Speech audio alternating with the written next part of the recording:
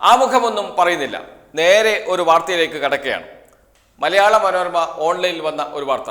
നാളെ മലയാള മനോരമ ദിനപത്രത്തിൽ ചിലപ്പോൾ ഇത് വാർത്തയാകാം, അതല്ലെങ്കിൽ വാർത്തയാകാതിരിക്കാം. കാരണം ഈ വാർത്തയുടെ ഒരു രാഷ്ട്രീയം അത് കേരളത്തെ കൂടി ബാധിക്കുന്നുണ്ട് എന്നതുകൊണ്ട് മലയാള മനോരമ ചിലപ്പോൾ അത് വാർത്തയാക്കാതിരിക്കാം. കാരണം UDFന് എതിരെയാകാൻ സാധ്യതയുള്ള വാർത്തയാണ്. ആ വാർത്ത വായിക്കാം. അതിങ്ങനെയാണ്: പാർലമെന്റ് ക്യാൻറ്റീനിൽ പ്രധാനമന്ത്രിയുടെ വിരുന്നിൽ പങ്കെടുത്തു, പിന്നാലെ BJPയിൽ ചേർന്ന് BSP MP. ഇതാണ് വാർത്തയുടെ തലക്കെട്ട്. വാർത്ത എങ്ങനെയാണ്: ബഹുജൻ സമാജ്വാദി പാർട്ടി MP റിതേഷ് പാണ്ഡെ BJPയിൽ ചേർന്നു.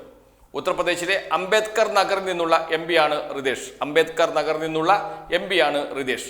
പ്രധാനമന്ത്രി നരേന്ദ്രമോദി പാർലമെന്റ് ക്യാൻറ്റീനിൽ വെച്ച് കൂടിക്കാഴ്ച നടത്തിയ 7 പ്രതിപക്ഷ MP-മാരിൽ ഒരാളാണ് റിതേഷ്. BSPയുടെ പ്രാഥമികാംഗത്വം രാജിവെക്കുകയാണെന്ന് വ്യക്തമാക്കുന്ന രാജിക്കത്ത് റിതേഷ് എക്സ് പ്ലാറ്റ്ഫോമിൽ പങ്കുവച്ചിരുന്നു.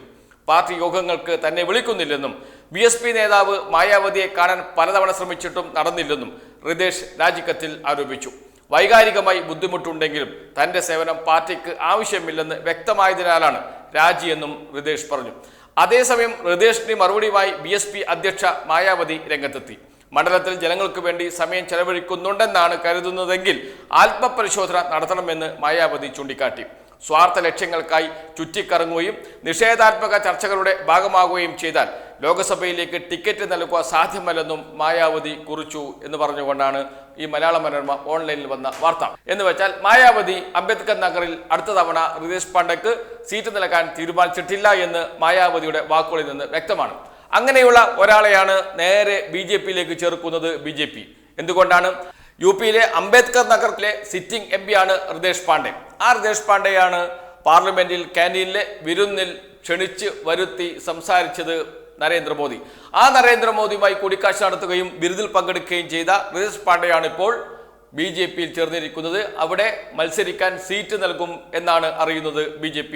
അങ്ങനെയാണെങ്കിൽ സിറ്റിംഗ് MP നേരെ BJPയിൽ ചേർന്ന് വീണ്ടും BJP സ്ഥാനാർത്ഥിയായി അവിടെ മത്സരിക്കാനുള്ള സാധ്യതയുണ്ട്. എന്തുകൊണ്ടായിരിക്കും ഇത്രയും പ്രാധാന്യത്തോടു കൂടി UPയിലെ ഒരു സീറ്റെങ്കിൽ ഒരു സീറ്റ് അത് നുള്ളിപ്പെറുക്കിയെടുക്കാൻ BJP തീരുമാനിച്ചത്? അതിന് നരേന്ദ്രമോദി തന്നെ രംഗത്തിറങ്ങുന്നത്, വിരുന്നിലേക്ക് പ്രത്യേകം ക്ഷണിക്കുന്നത് എന്നത് BJPയുടെ രാഷ്ട്രീയം എങ്ങനെയാണ് എന്നും BJP UPയെ എങ്ങനെയാണ് കാണുന്നത് എന്നും UPയെ മാത്രമല്ല ഉത്തരേന്ത്യയിൽ എങ്ങനെയാണ് BJP അടുത്ത തെരഞ്ഞെടുപ്പിനെ നേടുന്നത് എന്നും വ്യക്തമാക്കുന്നതാണ് റിതേഷ് പാണ്ഡെയുടെ BJPയിൽ ചേരൽ. കേരളത്തിൽ നിന്ന് ഒരു MP കൂടി ഇതേ വിരുന്നിൽ പങ്കെടുത്തിരുന്നു. അത് NK പ്രേമചന്ദ്രനാണ്. NK പ്രേമചന്ദ്രനിലേക്ക് വരുന്നതിന് മുമ്പ് നമുക്ക് മറ്റൊരു MP കൂടിയുണ്ട്, ഈ വിരുന്നിൽ പങ്കെടുത്ത മറ്റൊരു MP. അദ്ദേഹത്തിന്റെ പേരാണ് റാം മോഹൻ. ആന്ധ്രാപ്രദേശിൽ നിന്നുള്ള TDP അംഗമാണ്. TDP ഇപ്പോൾ BJPയെ സഖ്യകക്ഷിയാക്കാൻ ശ്രമിച്ചുകൊണ്ടിരിക്കുകയാണ്. BJP സഖ്യകക്ഷി ആകണമെന്ന്, TDPയുമായി സഖ്യത്തിലാകണമെന്ന് ആഗ്രഹിക്കുകയും ചെയ്തിരുന്നു. അതനുസരിച്ചുള്ള നീക്കങ്ങൾ അവിടെ ആരംഭിച്ചിരുന്നു. അതിൻ്റെ കൂടി ഭാഗമായിട്ടായിരുന്നു TDP MP റാം മോഹനെ വിരുന്നിലേക്ക് ക്ഷണിച്ചത്. അതിനുശേഷം എന്താണ് സംഭവിച്ചത്? അവിടെ TDPയും പവൻ കല്യാൺ നേതൃത്വത്തിലുള്ള ജനസേവാ പാർട്ടിയും തമ്മിൽ സഖ്യമുണ്ടാക്കുന്നു. അവർ ഒന്നിച്ച് 118 സീറ്റിൽ മത്സരിക്കാൻ തീരുമാനിക്കുന്നു.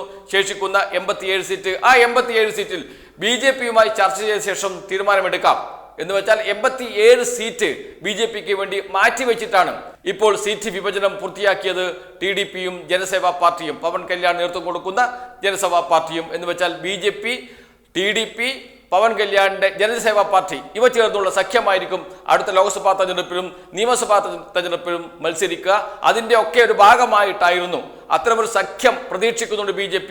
അതിന്റെ ഭാഗമായിട്ടായിരുന്നു റാം മോഹനെ വിരുന്നിലേക്ക് ക്ഷണിച്ചത്. ഇനി നമുക്ക് നേരെ തിരിച്ച് UPയിലേക്ക് തന്നെ വരാം. UPയിലെ രാഷ്ട്രസ്ഥിതി എന്താണ്? UPയിൽ ആകെ സീറ്റ് 80, അതിൽ 62 സീറ്റ് BJPയുമായി സഖ്യമുള്ള അപ്നാദളിന് 2 സീറ്റ്, അങ്ങനെ ആകെ 64 സീറ്റ്. BJP മുന്നണിക്ക് പുറത്ത് എത്ര സീറ്റുണ്ട്?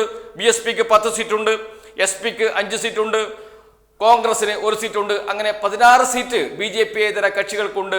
UPയിൽ ഇപ്പോൾ നിലവിൽ 16 സീറ്റേ ഉണ്ട് എന്ന് പറയാൻ കഴിയില്ല, അത്രയേ ഉള്ളൂ. അതിൽ നിന്ന് 1 സീറ്റ് നുള്ളിപ്പെറുക്കിയെടുക്കാൻ, ഇത്രയും പ്രാധാന്യത്തോടെ ഇടപെടാൻ നരേന്ദ്രമോദി തന്നെ അതിൽ ഇടപെടാൻ തയ്യാറായത് എന്തുകൊണ്ടാണ് എന്നതിന്റെ ഉത്തരം ഞാൻ നേരത്തെ പറഞ്ഞു. എന്ന് വെച്ചാൽ UPയിൽ വളരെ സൂക്ഷ്മമായി അവർ പ്രവർത്തിക്കുന്നു. UPയിൽ മാത്രമല്ല, പുറത്ത് ഓരോ സംസ്ഥാനത്തും അവർ വളരെ സൂക്ഷ്മമായി രാഷ്ട്രീയ പ്രവർത്തനം ആരംഭിച്ചിട്ടുണ്ട്. എന്ന് വെച്ചാൽ കേരളത്തിലും വലിയൊരു പദ്ധതി ഉണ്ടായിരുന്നു BJPക്ക്. അതിന്റെ ഭാഗമായിട്ടായിരിക്കണം NK പ്രേമേന്ദ്രനെ വിരുന്നിന് വിളിച്ചത്. അന്ന് തന്നെ NK പ്രേമേന്ദ്രനെ വിരുന്ന് വിളിച്ചത് എന്തിന് എന്ന ചോദ്യമൊക്കെ ഉയർന്നു വരികയും വലിയ ചർച്ചകൾ വരികയും ചെയ്തിരുന്നു. അന്ന് ആ വിരുന്നിലേക്ക് ക്ഷണിച്ച എല്ലാ MP-മാരും അതിനെല്ലാം പിറകിൽ കൃത്യമായ ഒരു രാഷ്ട്രീയമുണ്ടായിരുന്നു BJPക്ക്. അത് ഓരോന്നോരോന്നായി പുറത്തു വരികയാണ്. റാം മോഹന്റെ കാര്യത്തിൽ, ഹൃദേശ് പാണ്ഡ്യയുടെ കാര്യത്തിൽ, ഇനിയിപ്പോൾ എൽ മുരുകൻ, തമിഴ്നാടിന് വിരുന്നിൽ പങ്കെടുത്ത എൽ മുരുകൻ BJP നേതാവ് തന്നെയാണ്. അദ്ദേഹത്തിന് വീണ്ടും രാജ്യസഭാ സീറ്റ് നൽകുന്നു. അടുത്ത BJP സർക്കാർ വരികയാണെങ്കിൽ അതിൽ മന്ത്രിസ്ഥാനം നൽകും. അങ്ങനെ കൃത്യമായ രാഷ്ട്രീയത്തോടു കൂടിയാണ്. എന്തിനേറെ പറയുന്നു, സസ്മിസ് പാത്ര BJDയുടെ MP ആണ്. ഒഡീഷയിൽ നിന്നുള്ള ഒഡീഷയുടെ രാഷ്ട്രീയവും BJPക്ക് അനുകൂലമാണ്. അവിടെ BJPയെ സഹായിക്കുന്ന നിലപാടാണ് സ്വീകരിക്കുന്നത്. എന്ന് വെച്ചാൽ ഓരോ MP-മാരെ എന്തിനു ക്ഷണിച്ചു എന്നതിന് പിറകിൽ BJPക്ക് കൃത്യമായ അജണ്ടയുണ്ട്, രാഷ്ട്രീയമുണ്ട്. അതിൽ അങ്ങനെ വരുമ്പോൾ NK പ്രേമേന്ദ്രനെ ക്ഷണിച്ചതിൽ മാത്രം രാഷ്ട്രീയമില്ലാതിരിക്കുന്നത് എങ്ങനെയാണ്? NK പ്രേമേന്ദ്രനെ കേരളത്തിൽ നിന്നും വിളിക്കാൻ എന്താണ് കാരണം? NK പ്രേമേന്ദ്രനെ മാത്രം വിളിച്ചത് എന്താണ്? NK പ്രേമേന്ദ്രനേക്കാളും പെർഫോം ചെയ്യുന്ന MP-മാരുണ്ട് കേരളത്തിൽ. ആ MP-മാരെ എന്തുകൊണ്ട് ക്ഷണിച്ചില്ല? അത് വലിയ ചോദ്യചിഹ്നമായി അവശേഷിക്കുന്നുണ്ട്. എന്ന് വെച്ചാൽ മറ്റ് 6 MP-മാരെ ക്ഷണിച്ചതിന് പിന്നിൽ കൃത്യമായ അജണ്ടയുണ്ടായിരുന്നു BJPക്ക്. അതാണ് ഇപ്പോൾ പുറത്തു വരുന്നത്. ഏറ്റവും ഒടുവിൽ ഹൃദേശ് പാണ്ഡ്യയുടെ BJP പ്രവേശനത്തിലൂടെ അത് വ്യക്തമാകുകയും ചെയ്യുന്നു. എന്ന് വെച്ചാൽ കേരളത്തിൽ NK പ്രേമേന്ദ്രനെ മുൻനിർത്തി ഒരു വലിയ രാഷ്ട്രീയ അജണ്ട നടപ്പാക്കാൻ ശ്രമിച്ചിരുന്നു BJP. അത് ഇപ്പോഴുണ്ടോ അല്ല മാറിയോ, അതിൽ രഹസ്യമായി നിൽക്കുകയാണോ എന്ന് ഇനി അറിയാനുള്ളൂ. ഏതായാലും NK പ്രേമേന്ദ്രൻ സംശയ ദൃഷ്ടിയിൽ തന്നെയാണ് എന്ന് പറയാതിരിക്കാൻ കഴിയില്ല.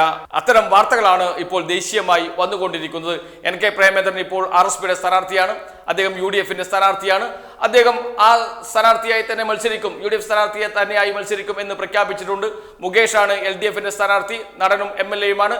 ഏതായാലും കടുത്ത മത്സരം അവിടെ നടക്കും. ജയിച്ചാൽ എന്ത് സംഭവിക്കും എന്ന ചോദ്യവും അവശേഷിക്കുന്നുണ്ട്. കാരണം BJP NK പ്രേമേന്ദ്രനെ നോട്ടമിട്ടിട്ടുണ്ട് എന്ന് പറയുന്നതിൽ ഖേദമുണ്ട്. അങ്ങനെ പറയാതിരിക്കാൻ കഴിയില്ല. കാരണം BJP ഒരു ചുവട് മുന്നോട്ട് വെക്കുന്നുണ്ടെങ്കിൽ അതിന് പിറകിൽ കൃത്യമായ ഒരു അജണ്ടയുണ്ടായിരിക്കും.